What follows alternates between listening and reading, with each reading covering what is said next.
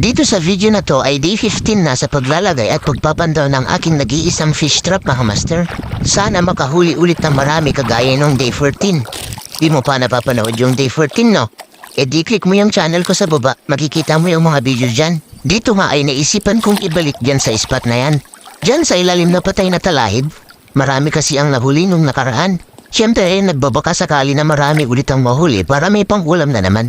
Siyempre, itatali ko na rin ng mahigpit na mahigpit para hindi tamayin ng agos. Sayang naman pag inanod, sabi ko nga, nag-iisa lang yan.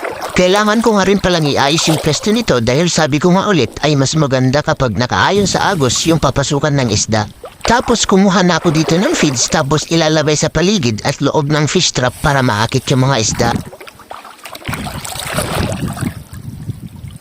Kumuha na rin pala ako dito ng mga bato tapos ilalagay sa ibabaw ng fish trap para hindi gumagalaw or naka-steady lang siya. Kung gusto mong malaman kung makakahuli dahil babalikan ko agad yan kinabukasan ay tapusin ang buong video na to. Pero bago ang lahat, kung di ka pa nakafollow sa aming Facebook page at di ka pa nakasubscribe sa aking YouTube channel, baka naman. The next day.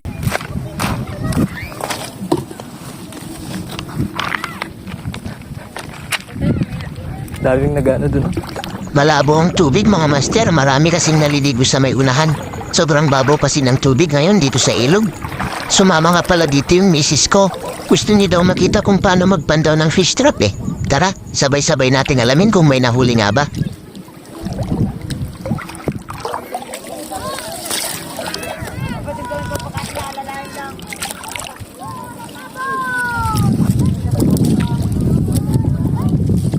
Oh, ang dami siguro.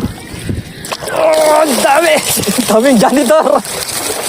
Puro janitor! Putang inas! Puro janitor!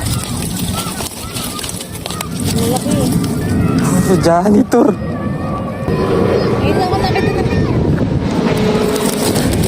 Awit! Awit! Pasensya na kung malabo yung video mga master.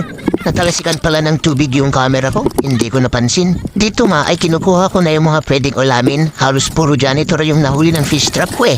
Tapos yung mga janitor fish tinapon ko na sa lupa para hindi na sila dumami. Marami kasing janitor fish dyan sa ilog na yan.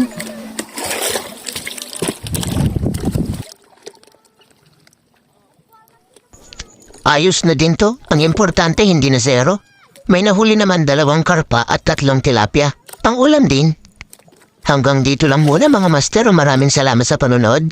Kung nagustuhan mo ang video na to ay please like, comment, and share at mag-subscribe ka na din para mas marami pa tayong mahuli na isda. You know, fish on!